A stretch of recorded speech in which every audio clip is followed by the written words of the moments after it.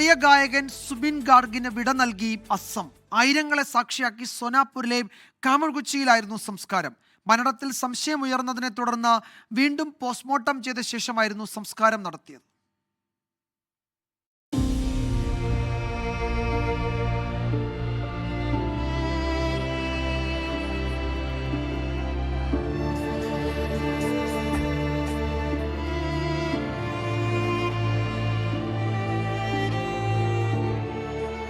സ്വന്തം സംഗീത രാജാവിന് കണ്ണീരോടെ വിട പറഞ്ഞ് അസം. രാവിലെ അർജുൻ ഭോഗേശ്വർ സ്പോർട്സ് കോംപ്ലക്സിൽ നടന്ന പൊതുദർശനത്തിൽ പ്രമുഖരടക്കം ആയിരങ്ങൾ അന്ത്യാഞ്ജലി അർപ്പിച്ചു.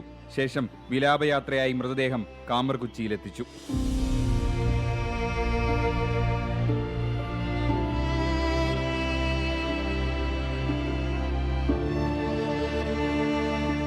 രാജ്യാന്തര തലത്തിൽ ആരാധകരെ സ്വന്തമാക്കിയിരുന്ന സുബീൻ അസം സംഗീത ലോകത്തിന് ആധുനിക മുഖം നൽകുന്നതിൽ മുൻപന്തിയിലായിരുന്നു.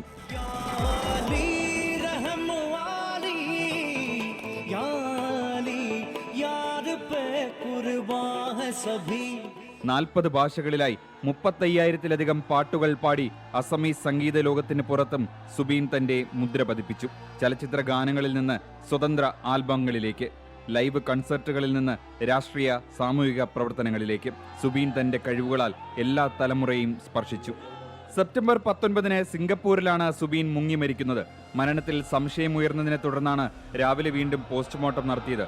നീന്തുന്നതിനിടെ അപസ്മാരമുണ്ടായതാണ് മരണകാരണമെന്നാണ് റിപ്പോർട്ട്. മരണവാർത്ത അറിഞ്ഞതിന് പിന്നാലെ വൻ ജനാവലിയാണ് പ്രിയ ഗായകനെ അവസാനമായി ഒരു നോക്ക് കാണാൻ ഗുവാഹത്തിയിലേക്ക് ഒഴുകിയത്.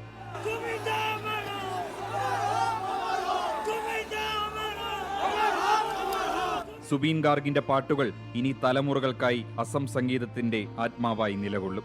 24 ഡൽഹി.